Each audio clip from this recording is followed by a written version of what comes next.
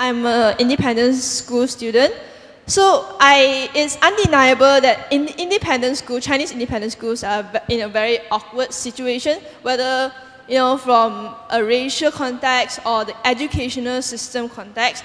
So I was just wondering, what are your views on it, and what do you think you can do to reconcile these differences? Chinese independent schools, I think this is a point because people kept arguing that this is the reason why Malaysia is so polarized. I believe not. I think we have our own history and identity, and we have to respect the fact there's going to be various schools, whether the vernacular schools, Sekolah Agama Rakyat, and there needs to be a more cohesive policy nationally. More often than not, you look at our education system, everything's so politicized. Everything is top-down, everything is centralized, yet we fail to achieve unity even in such an environment. So my plan, of course, personally speaking, is to actually ensure diversity starts in the government-controlled Kemas schools. Preschools must reflect greater diversity.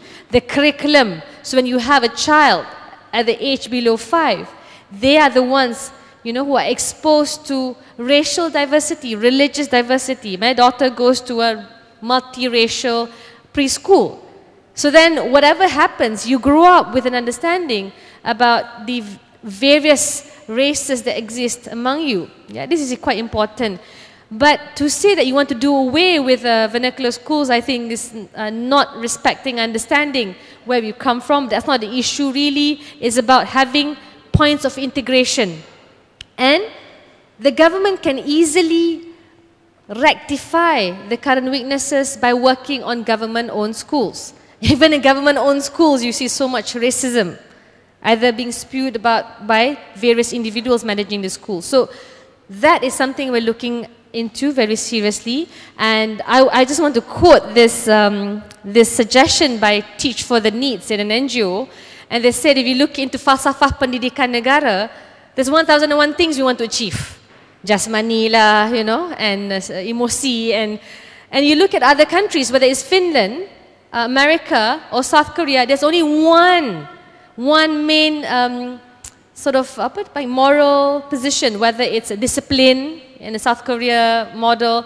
So for Malaysia, I like the idea where they advocated love as the pedagogy pendidikan, because it's about teachers, starting with love for greater unity, love to ensure the teachers who love being teachers choose the teaching profession as #1 choice, and of course students who love learning, because that's what Finland does. You don't force kids to learn, you ensure that kids enjoy learning, and that's how you progress.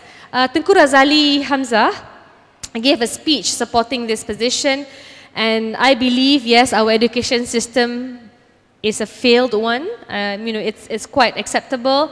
We're talking about government schools, and now that we have that readiness or relative acceptance of that failure, we must move forward and start thinking of one common theme, not spiritual, just money, because I think the falsafah pendidikan negara does not keep up with current needs.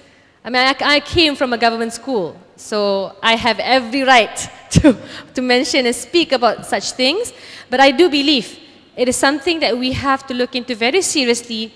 And we talk about the problem with independent schools. I don't think you should talk from a point of being marginalized, but talk about that you're part of the process. You're part of the equation and the bigger picture of education in Malaysia, and you must not be left behind or be marginalized in dealing or trying to find a solution. On independent school, of course, it's a question of how do you see variety, how do you accept variety in a society. And then there's always two sides in a society along the spectrum. At the far end, on one end, you have a group of people who want conformity and uniformity. Means only one school, one thought, one process. The other extreme is too much variety can also lead chaos because there's no control. I think so long as Malaysians and Malaysian government accepts that all sorts of schools any sort of school, so long it's subscribed to a curriculum that is positive towards nation building, and when a national education system is able to cater for the majority of the people who want that kind of education, we should allow and we should celebrate a variety in our education system, including independent schools. So it takes a while. This whole issue about having a variety of school streams contributing to polarization, there's some truth to it, but it's not really the root cause of real. I don't think people go to independent schools or Chinese schools because they want to isolate themselves. I think people go for better quality schools. So the real issue will go back to how do you want the government to increase and improve the quality of our schools. I think once you do that, and once the majority of people go to national schools which can cater for the type of education that parents want for their children, and then I think society will be able to handle variety in our education system better.